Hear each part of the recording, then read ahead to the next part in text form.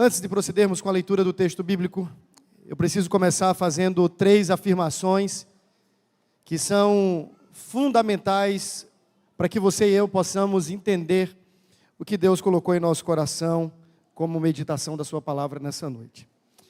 Queria começar fazendo a afirmação de que nós vivemos em um mar de mudanças. A vida, as pessoas, os tempos, o mundo, todas as coisas mudam e nós também mudamos. Aqueles que cantaram o hino da mocidade aqui lembram. O tempo muda, as coisas mudam, mas Cristo não. Mas a realidade é essa, nós vivemos em um mar de mudanças.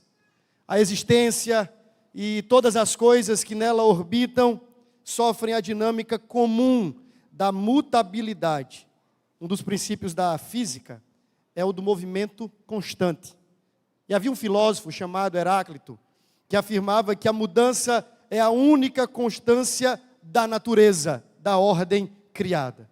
Então o fato é que nós estamos mudando. A igreja muda, as nossas vidas mudam, os nossos gostos mudam.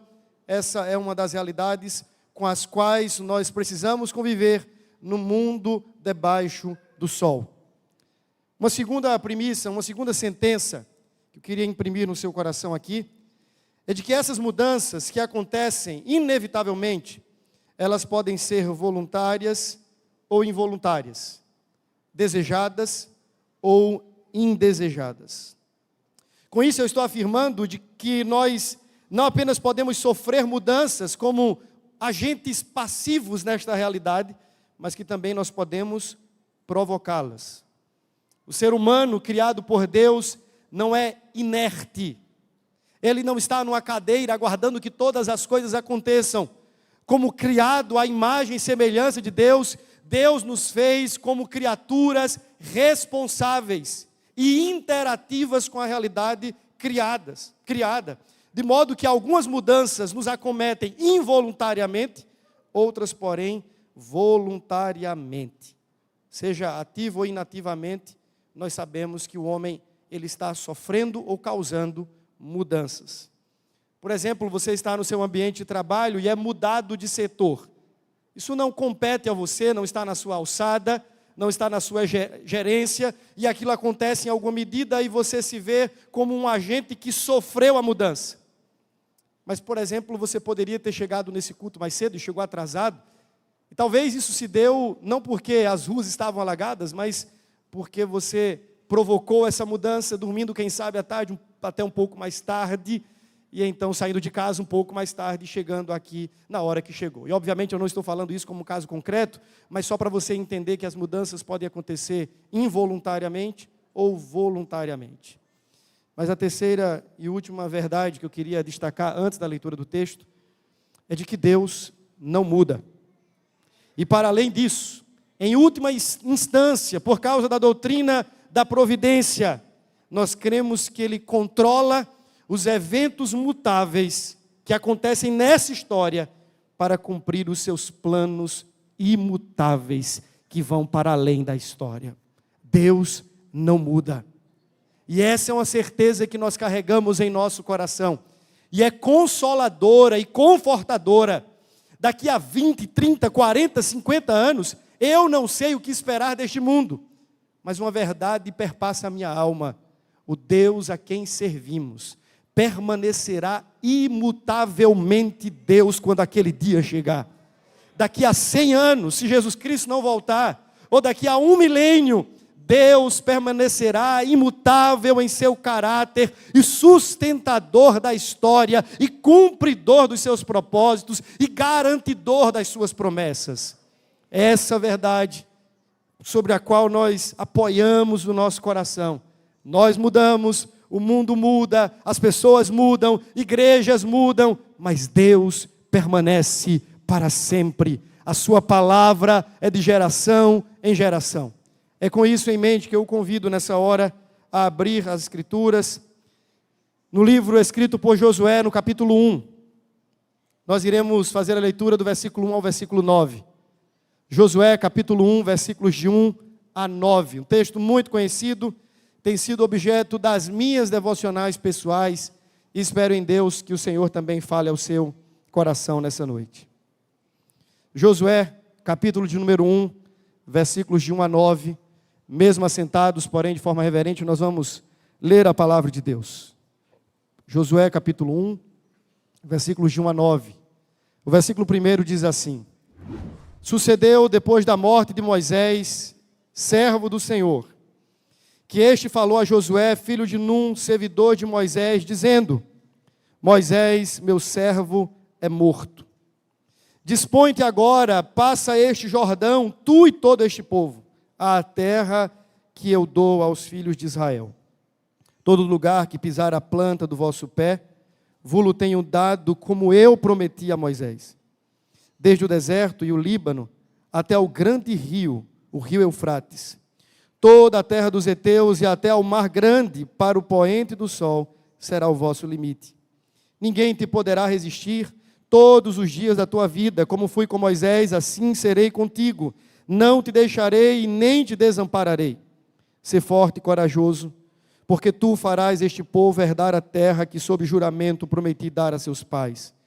Então somente ser forte e muito corajoso para teres o cuidado de fazer segundo toda a lei que meu servo Moisés te ordenou.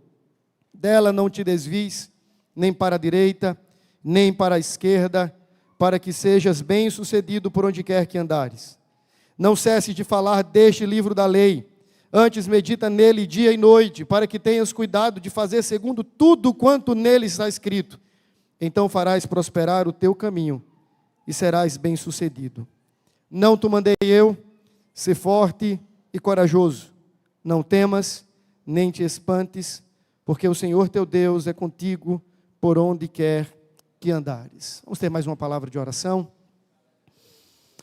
Senhor, nós lemos a tua palavra, a Bíblia, e cremos que ela é inspirada, inerrante, autoritativa para a nossa vida e para a tua igreja. E nós suplicamos em nome de Jesus, que fale o Senhor aos nossos corações. Tira de nós, ó Deus, todo o achismo, toda a pretensão humana, e faça-nos, ó Deus, rendidos e submissos ao texto. Pedimos em nome de Jesus, que o teu Espírito pregue aos nossos corações. Eu tenho por certo que Ele é o principal e o melhor pregador. E nós suplicamos, ó Deus, que não seja apenas a palavra de um homem, mas que seja a palavra de Deus, no poder do Espírito de Deus, falando ao nosso coração. Portanto, glorifique a Cristo e curve a nossa vontade à tua, à medida que nós ouvimos, que assim nos diz o Senhor, é a nossa oração, em nome de Jesus. Amém. Amém. Essa era a hora que Josué, filho de Num, aquele que andou ao lado do grande Moisés, precisava assumir o cajado. Era a hora dele se responsabilizar como líder diante do povo. O rito de transição já havia acontecido, e você pode ler isso no final do livro de Deuteronômio, e perceba ali a sabedoria divina. Eles não tiveram que escolher um líder após a morte de Moisés, mas Deus sábia e soberanamente conduziu todo o processo, Moisés em vida. Ele é o mediador do rito de transição. Ele é o interlocutor entre Deus e o povo e Deus, e ele está ali cumprindo uma ordem do Senhor. Final de Deuteronômio, você tem a morte de Moisés, e agora no início do livro de Josué, o enunciado de que aquele homem estava às portas de sentar na cadeira e assumir a liderança sobre Israel. Você deve lembrar também que aquele era o final de uma peregrinação que já durara 40 anos.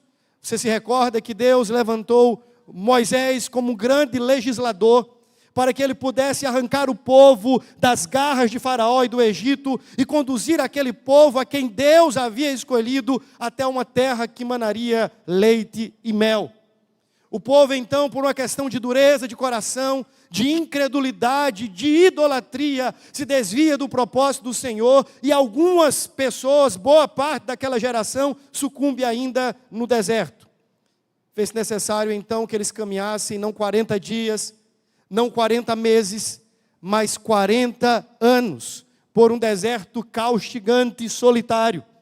Mas Deus providentemente conduziu o seu povo.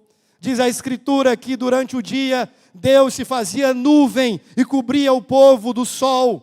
Durante a noite fria, Deus se fazia coluna e aquecia o seu povo e dirigia-os naquele deserto escuro. Não faltou sofrimento, não faltou humilhação, mas também não faltou cuidado de Deus e provisão do Senhor, sustentando o seu Israel. Agora eles estavam às margens do Jordão. Um novo desafio, uma nova tarefa. E Deus, por sua graça, levanta um homem chamado Josué. O texto não descreve os sentimentos deste nobre líder que está sendo levantado por Deus. Nós podemos deduzi-los a partir das próprias advertências e exortações divinas ao coração de Josué. Me parece que havia algum nível de incerteza, insegurança e medo no coração daquele homem. Senão, Deus não estaria encorajando de forma tão forte, de forma tão intensa como faz logo no início do seu chamamento. Me parece que diante da árdua tarefa que Josué teria que abraçar, ele precisava ser profundamente encorajado. Mas o que causava pavor e medo ao coração daquele homem? Eu penso que pelo menos duas razões punham medo no coração de Josué. A primeira era o cenário circunstancial. Você deve lembrar que Josué, juntamente com Caleb, foi um dos quais fora enviado numa missão como espia da terra de Canaã. E assim como os demais, ele volta e traz uma notícia, obviamente, que não desanima o coração do povo. Ele é um agente de encorajamento, mas ele testemunha uma terra de gigantes. Josué sabia onde estaria entrando. Ele diz: a terra é boa. Essa é a terra que jurou o Senhor aos nossos pais.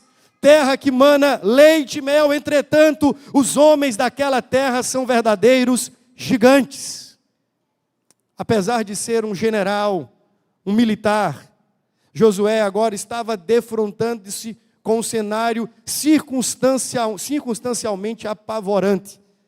E não era para menos que ele precisasse ouvir de Deus: meu filho, seja forte, tenha coragem, a terra é de gigantes, seja forte, tenha coragem.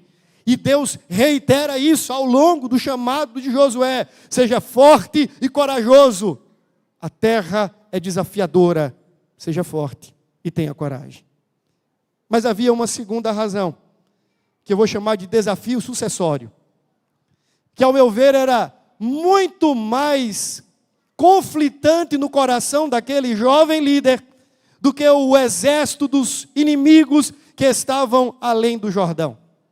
Você deve lembrar que Josué está sendo comissionado para suceder nada mais, nada menos que Moisés. O desafio sucessório certamente pesou no coração daquele jovem. Não bastassem os desafios à sua volta, ele tinha que travar com uma guerra no seu próprio coração. Os inimigos não estavam apenas espreitando além Jordão, mas acordavam com ele, no âmbito do seu coração. Eu fico imaginando Josué dormindo e tendo que acordar, dizendo assim: eu irei suceder Moisés. E preste atenção na palavra, suceder e não substituir. No reino de Deus não há substituição, há sucessão, porque Deus está cumprindo uma vontade perpétua. Deus não trabalha na história, quebrando a história e fragmentando a história.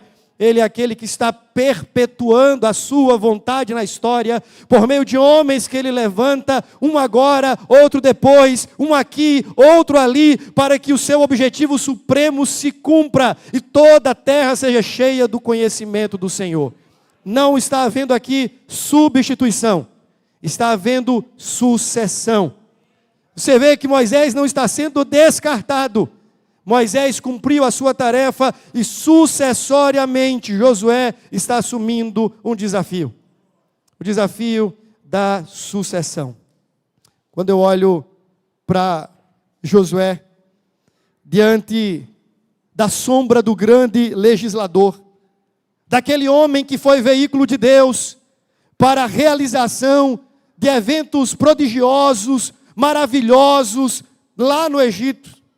alguém distinto, um homem de cultura elevada como Moisés, criado aos pés de príncipes como um príncipe, um diplomata, um palaciano.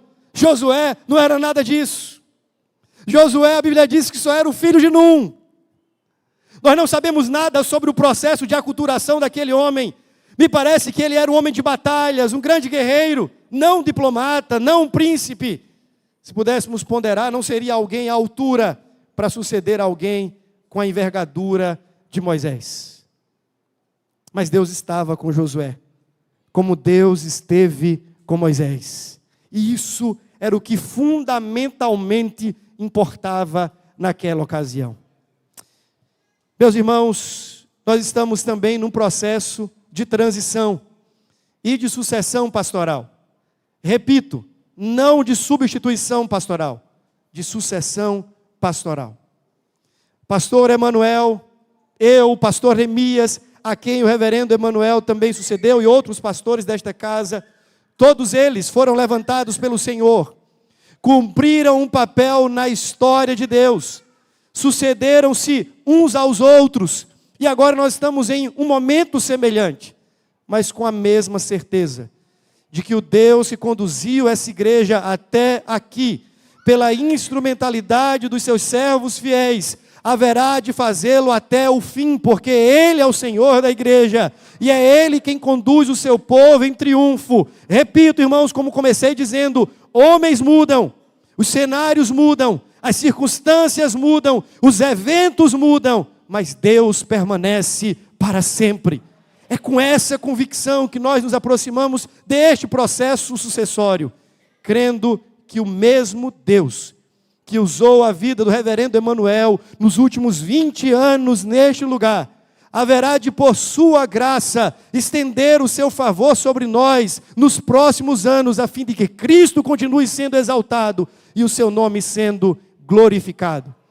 Essa palavra, portanto, foi pensada de forma proposital, para que ninguém aqui entenda, de forma equivocada, que está havendo alguma coisa a nível de substituição de pastor. A igreja não substitui. Deus não substitui. A obra de Deus tem desafios sucessórios, mas não substitutivos. Sendo assim, eu queria olhar para o texto a partir de duas verdades que vão encorajar a terceira. Se você percebeu, o texto tem basicamente 3 ênfases. E cada uma delas começa com um P. Então, de forma pedagógica, para você lembrar, o texto fala de promessa, presença e palavra. Promessa, presença e palavra. Como é que Deus resolve encorajar o coração de Josué naquele contexto? Primeiro, lembrando que as suas promessas não perdem a validade, que Ele é Senhor fiel a cada uma das suas palavras.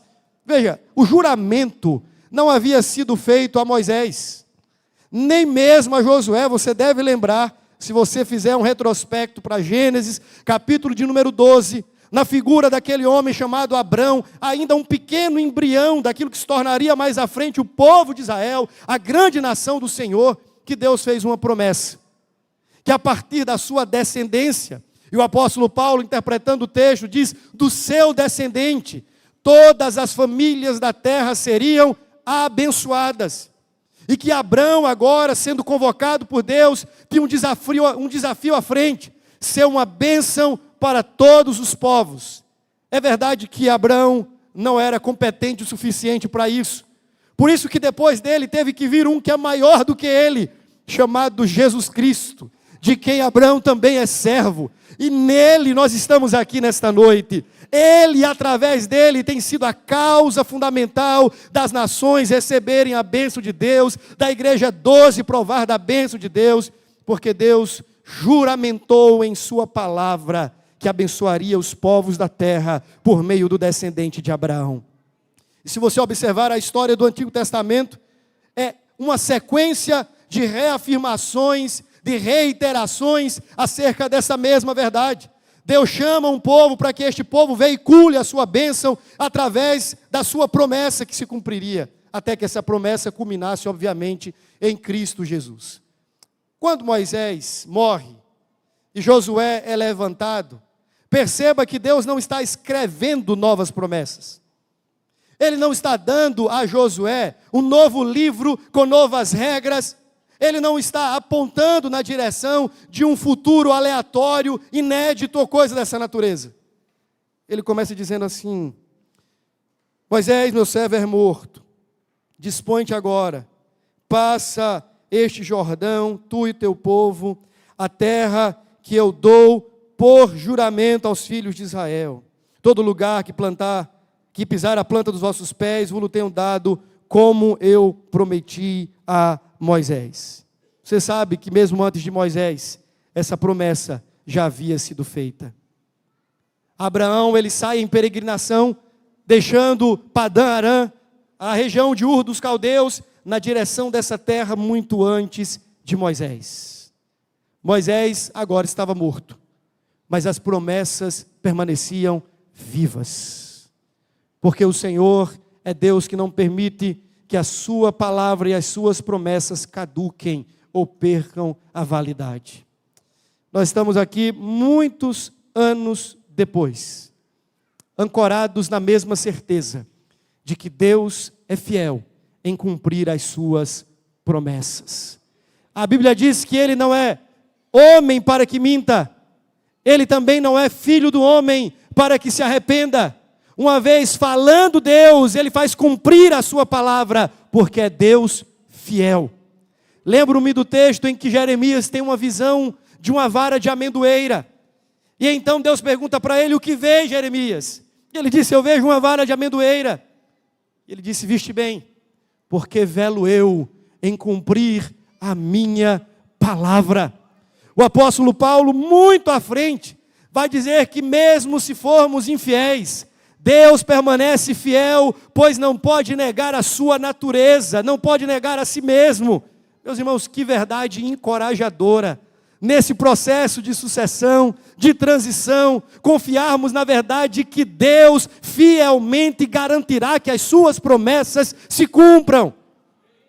Nós estamos, irmãos, debaixo de tantas promessas como povo do Senhor. Alguns já disseram que são mais de 8.000, 7.000, tantas promessas. Sejam quantas forem, como é bom saber que o Deus que comprometeu-se em prometer, Ele também se compromete em garantir o cumprimento de cada uma dessas promessas. Moisés morreu, mas a promessa do Senhor permanecia viva, e Josué precisava ser lembrado disso. Promessa que não morre, promessa que não caduca, promessa que é sustentada pelo Deus vivo. É com o coração ancorado então nas promessas que queremos seguir também pastoreando essa igreja. Segunda palavra é presença. E se você observar em todo o texto, mais de uma vez, Deus vai dizer assim: como fui com Moisés, serei contigo. Seja forte, seja corajoso, não te abandonarei. Aí repete: como fui com Moisés, serei contigo. Você percebe como Deus está encorajando o coração daquele novo líder diante de um cenário circunstancialmente desafiador, além do desafio da sucessão, dizendo assim: a minha presença estará com você. Presença. Não apenas Deus encoraja o nosso coração pelas suas promessas, mas também o faz pela sua gloriosa presença. Mas isso aqui não é novidade. Se você caminha em toda a Bíblia, você vai perceber que esse binômio, medo e encorajamento, são apresentados em vários outros textos. O homem teme e Deus encoraja. Mas como é que Deus geralmente encoraja o coração do temeroso? Dizendo: eu estarei com você. Salmo 46. Deus é o nosso refúgio e a nossa socorro bem presente na hora das tribulações. Portanto, não temeremos. Você percebe? Ele está conosco. Por essa razão, não precisamos temer. Se você observar em toda a Escritura, nós vemos essa afirmação sendo repetida. Quando Deus chamou Jeremias, da mesma maneira, aquele garoto disse assim: Senhor, eu não passo de uma criança, não sei falar bem, me ajuda. E o Senhor então reitera a verdade de que estaria com ele. E a presença de Deus foi fortalecedora e encorajadora ao coração de Jeremias. Isso é tão fundamental que em Êxodo capítulo 33, você deve lembrar desse texto, em Êxodo 32, o povo de Deus se desviou e começou a dançar em torno de um bezerro de ouro e começou a reputar aquele bezerro as condições de redenção que o próprio Deus havia realizado. E agora no capítulo 33, Deus diz assim: olha, eu vou manter a minha promessa, e eu haverei de abençoar o povo, este povo que você, Moisés, tirou da terra do Egito, da casa da servidão, eu haverei de abençoá-lo. Agora tem uma coisa, eu não irei com vocês. Tem a promessa, mas Deus disse: não conferirei a minha presença. O que é que Moisés disse? Senhor, se tu não fores, nós não iremos. Não arredarei o pé daqui, Senhor, risca o meu nome do teu livro, porque se a tua presença não estiver conosco, não nos faça arredar o pé deste lugar. Meus irmãos, o que seria desta igreja, de nós pastores, sem a doce, capacitadora e fortalecedora presença de Deus? O reino de Deus não é sobre nós, não é sobre personalidades carismáticas, personalismo. O reino de Deus se move no poder de Deus, na presença de Deus, pela instrumentalidade de homens cheios de Deus. E nós cremos que com Josué não seria diferente. Deus está conferindo a garantia da sua presença.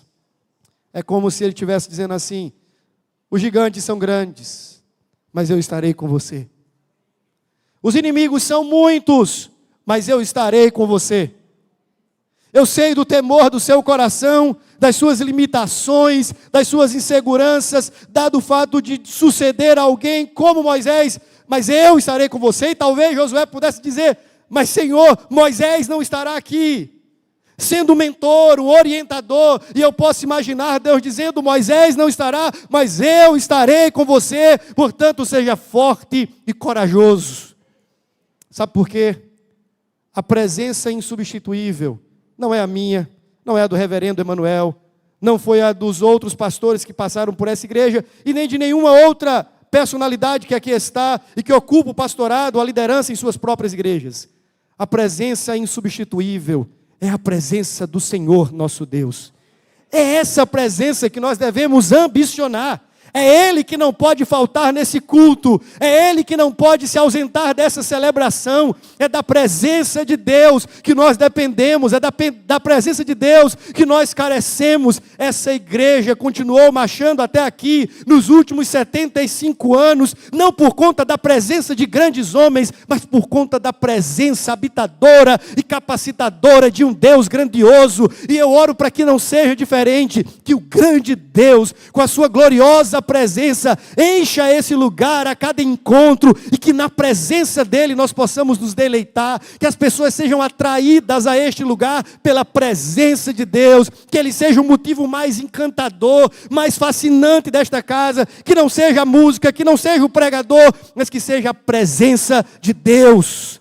Nós devemos orar para que a presença de Deus vá diante de nós, seja o fator saturador de cada culto, de cada cântico, de cada sermão, a presença de Deus, para que quando as pessoas entrarem e saírem aqui, elas possam dizer aqui: verdadeiramente Deus está nesse lugar. É a presença de Deus que nos encoraja diante dos infortúnios, diante das lutas, dos enfrentamentos. Quantos enfrentamentos, reverendo Emanuel, ao longo desses 40 anos, se não fora a presença de Deus, o confortando, o fortalecendo, o encorajando, o sustentando. É a presença. O Senhor falou para Josué: seja forte, seja corajoso, porque eu estarei com você. Na grande comissão, como assim conhecemos, Jesus ordena que os discípulos fossem e pregassem o evangelho a todos os povos e em todas as nações, mas não sem a sua presença. Ele diz: eu estarei convosco todos os dias até a consumação dos séculos. Essa relação entre presença e destemor é muito interessante naquele texto em que os discípulos já estavam no mar da Galileia, era noite, o mar estava revolto, o vento encapelado. Diz a palavra que eles começaram a desesperar-se quanto à vida e clamando ali. Eu fico imaginando um monte de homem dentro de um barco gritando. Certamente é mais barulhento do que as mulheres, pode ter certeza. Porque homem banca uma de durão até se revelar frouxo. Pode ter certeza de um negócio desse. Os homens gritando, jogando as cargas, deixando o barco mais leve. Era aquele momento de desespero. De repente eles avistam alguém andando sobre as águas. Que é isso? Reputaram-se aquela imagem, uma imagem fantasmagórica, e disseram, é um fantasma. Ao que Jesus vai se apresentando, e quando vai chegando perto do barco, ele se revela e diz, sou eu, Jesus, não temais. A presença de Jesus, então, em face ao medo daqueles homens, foi a causa fundamental do coração deles se aquietar. Mas não é sempre assim. Quando o Senhor, então, nos lembra de que Ele está conosco, não apenas aos domingos, não apenas nos cultos, mas Ele habita em nós pela presença do Seu Espírito Santo. Ele é Deus Emanuel, Ele é Deus conosco, Ele é Deus em nós. Isso é encorajador demais. Venham os gigantes, nós temos o Senhor, e aquele que está em nós é maior do que aquele que está com eles. O Senhor é o nosso Deus e Ele está conosco. Essa palavra tem encorajado o nosso coração. O Senhor está com a sua igreja. Por fim, a terceira ênfase do texto está na palavra. Lembra? Promessa. Deus está reiterando e reforçando a sentença de que aquilo que Ele prometeu, Ele haveria de cumprir, porque é fiel às suas promessas e à sua palavra.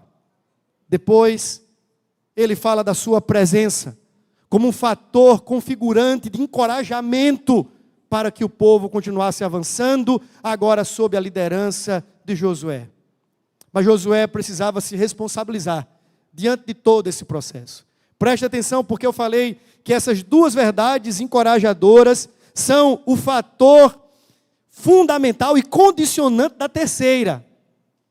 Josué não seria capaz de conduzir aquele povo fielmente, fidedignamente, fazendo-os observar a palavra, sem que Deus antes não o confiasse a sua presença capacitadora. É importante que entendamos isso, para não acharmos que a obra de Deus, ela funciona a partir da capacidade meramente humana.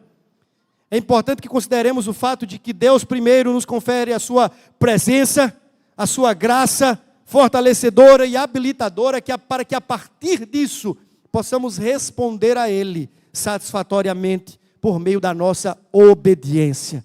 Primeiro Ele faz, primeiro Ele age, primeiro o Espírito agencia a força capacitadora no nosso coração, para que então depois disso, nós possamos responder ao seu chamado, em sermos obedientes. Então Deus dá a sua promessa, Deus dá a sua presença, e agora Ele chama Josué a responsabilidade para com a sua palavra. Gosto de uma frase, que foi cunhada, pelo menos é atribuída a Lutero, depois da reforma alemã, naquele período, século XVI, perguntaram ao reformador Martinho Lutero, o que você fez? Ao que ele responde, eu não fiz nada, a palavra fez tudo. Eu não fiz nada, a palavra fez tudo. Você percebe no final do capítulo 1 de Josué, que o Senhor é enfático, acentuando a necessidade daquele homem de abraçar-se com a palavra, meditando na palavra, ensinando a palavra, guardando a palavra no seu próprio coração e ensinando o povo a obedecer e a guardar essa mesma palavra no coração. Aqui em especial vai uma palavra para o conselho dessa igreja. Nós precisamos entender que a nossa estratégia de sucesso não está nos métodos mirabolantes, que a cada ano são criados ou reinventados em vista ao crescimento da igreja. A nossa estratégia para que essa igreja seja bem-sucedida não está num espaço físico muito bem elaborado, em boas condições, melhorar o acolchoado, colocar semileito para o povo ficar assistindo o culto meio que dormindo. Não está nisso. O sucesso do nosso trabalho aqui está em sermos fiéis à palavra de Deus. E nós, como guardiões da palavra, precisamos fazer com que a Escritura, e somente a Escritura, seja pregada de dia após dia, domingo após domingo neste púlpito, e somente a palavra, que as pessoas entrem aqui para ouvir Cristo e a sua palavra, que em nossas classes de escola dominical, elas ouçam sobre Cristo e a sua gloriosa palavra, no nosso departamento infantil, Cristo e a sua palavra, atividades de adolescentes, de jovens, de homens, de mulheres, Cristo e a sua palavra, precisam centralizar tudo o que nós fazemos. O segredo é a palavra. Deus não tem compromisso com a nossa palavra. Deus tem compromisso com a sua palavra. E nós precisamos fazê-la cumprida. Precisamos meditar na Santa Escritura. Precisamos ouvir Deus falando conosco. Precisamos pregar essa palavra, ensinar essa palavra, custe o que custar. Se isso é verdade, me parece que a ordem seja forte e corajoso. Não era apenas para que Josué se mantivesse firme diante dos inimigos às portas. Não era apenas para que ele se mantivesse resoluto frente ao fato de suceder Moisés. Mas ele precisava ser forte e corajoso para continuar pregando, ensinando e guardando a palavra. Nós precisamos, presbíteros, pastores, sermos fortes e corajosos na pregação e no ensino fiel da palavra. Jesus não precisa dos nossos acessórios. Ele não precisa das nossas invenções e invencionices para fazer a igreja crescer. A Bíblia diz que é Ele quem edifica a sua igreja. E Ele ordenou o meio para que isso aconteça. A pregação da palavra. Aqui, ali, na sua casa, no seu bairro, na sua vizinhança, quando nós pregarmos a palavra, a igreja cresce. Em Atos 8, o crescimento da igreja é sinônimo do crescimento da palavra. Algumas vezes você vai dizer assim, olha, a igreja crescia. Outras vezes a palavra crescia. A igreja cresce quando a palavra de Deus cresce. Nós não precisamos de mais nada, senão de um compromisso fiel e resoluto com a palavra. Esse livro é o livro de Deus. Seus 66 livros, esse compêndio aqui, conta a revelação preciosa e especial do Senhor. Portanto, como igreja, apeguemo-nos a esta santa lei, a esse precioso evangelho. Que essa palavra possa dirigir o seu coração do alvorecer ao anoitecer. Que você seja consumido pelas palavras deste livro. Que você ame a Deus mais à medida que você ama mais a sua palavra. Que o seu coração seja submisso, rendido e servil a tudo que Deus diz por meio dessa palavra. Nós não podemos nos apartar disso aqui, irmãos. Essa igreja se sepultará no dia que se esquecer desta palavra. Ela não precisará que o diabo a sepulte. Ela se auto-sepultará no dia que se divorciar desse livro. E nós precisamos ser fortes e corajosos para empunharmos a espada do Espírito e continuarmos pregando a palavra de Deus, queiram os homens ou não, queiram o inferno ou não, queiram os opositores da igreja ou não, queiram os inimigos da cruz de Cristo ou não. Nós precisamos pregar essa palavra a tempo e fora de tempo. É aqui, por meio desta palavra, que pecadores são trazidos à graça de Cristo Jesus. É por essa palavra que os crentes são edificados e fortalecidos na fé. É por essa palavra que a nossa esperança é nutrida quanto à eternidade. Essa é a palavra. No século XVIII, a igreja achou que podia se apartar da palavra. Adentrou na igreja o liberalismo. Parte da Bíblia é palavra de Deus, parte não é. Algumas coisas são fabulosas, são fábulas, outras são verdadeiras. Precisamos de um método racional e científico para ver se Deus está falando, se Deus não está falando. Logo depois da grande reforma tem um outro abismo espiritual. E a Europa, que outrora foi conhecida como palco dos grandes avivamentos, hoje é sede de um cristianismo morto. Um lugar pós-cristão. Espaços que outrora reuniam cristãos e igrejas fortes e pujantes, agora servem de bares e pubs. porque se apartaram da palavra. Portanto, eu peço a esse conselho em especial: sejam fortes e corajosos para corrigirem o meu coração. Se vocês perceberem que porventura eu estou dando qualquer indício de que estou me apartando dessa palavra, nós não podemos. A promessa, a presença e a palavra de Deus são os fatores determinantes para que sejamos vitoriosos diante dos enfrentamentos visíveis e invisíveis. É a palavra de Deus. E Josué precisava se comprometer com a palavra. E eu quero publicamente assumir um compromisso com a igreja, de pregar tão somente esta palavra. Não esperem outra coisa senão esta palavra. E todas as vezes, meus irmãos, que vocês perceberem que qualquer invenção humana está jorrando deste púlpito, por favor, não me deixem cruzar essas portas sem que vocês me repreendam. Vocês não precisam de outra coisa. As Escrituras são suficientes.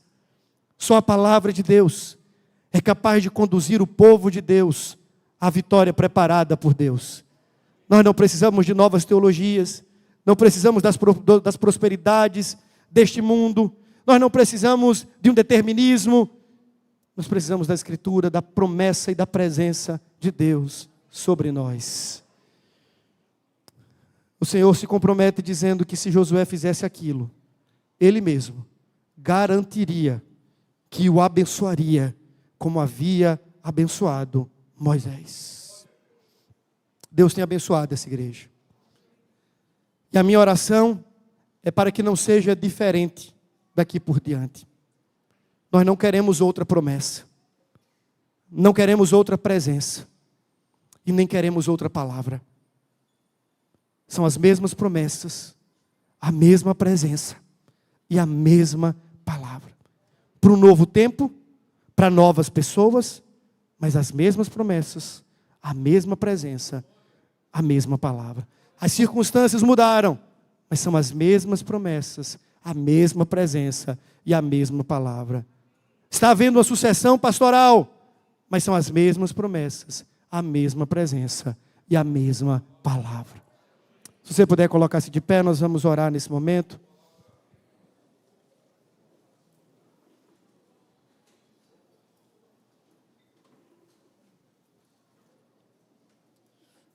Eu queria que nesse momento você orasse, meu irmão, pelas verdades que foram destacadas aqui. Para que você pedisse ao Senhor: Deus, cumpre as tuas promessas.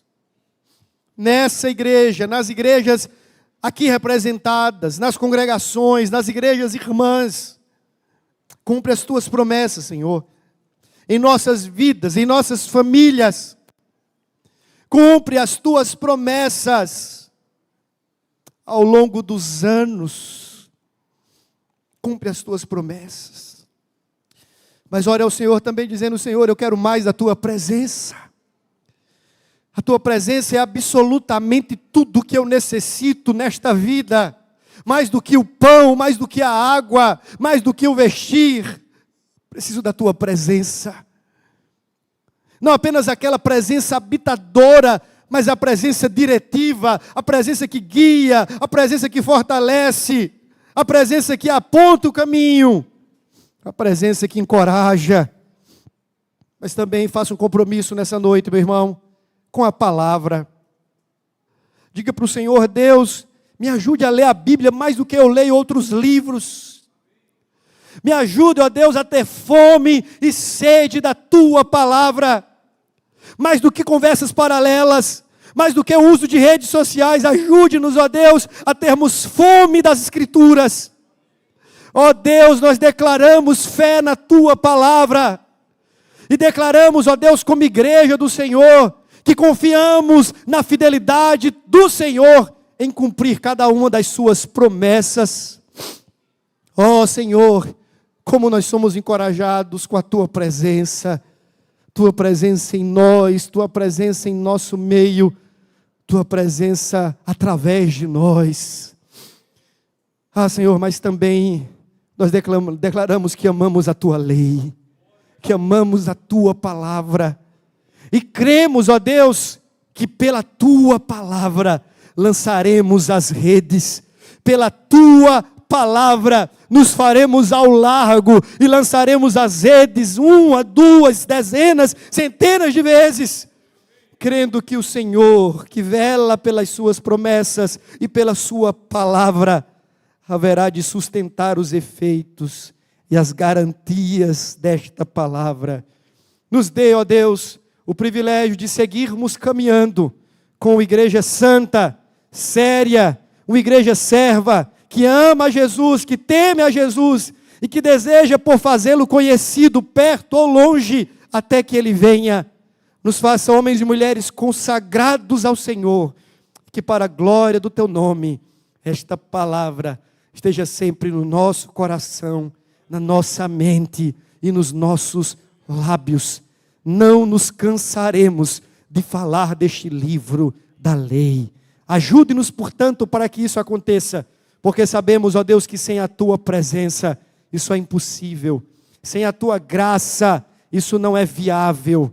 Mas se o Senhor estiver conosco e a Tua graça sobre nós, teremos a Tua presença e nos abraçaremos a Tua palavra.